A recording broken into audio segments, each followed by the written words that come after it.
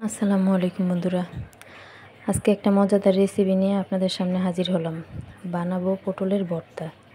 নিয়ে নিব 4টা পটল, একটা পেঁয়াজ, 3 কোয়া রসুন, 4-5টা শুকনো মরিচ।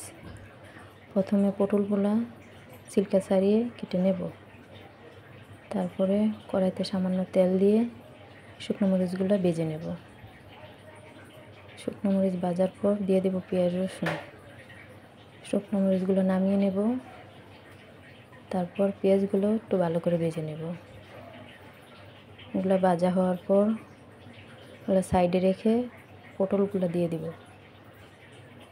সিদ্ধ হওয়ার আগ পর্যন্ত একটু ভালো করে চুলা কমিয়ে ভেজে নেব। ভেজে নেওয়ার পর ভর্তাটা পাটায় বেটে নেব। আগে শুকনো মরিচগুলো বেটে তারপরে পটলগুলো বেটে নেব। তারপরে পেঁয়াজ রসুনগুলো বেটে নেব। পরে সামান্য লবণ দিয়ে একটু নেড়ে চেড়ে নামিয়ে ফেলব। হয়ে গেল আমার মজাদার পটলের ভর্তা।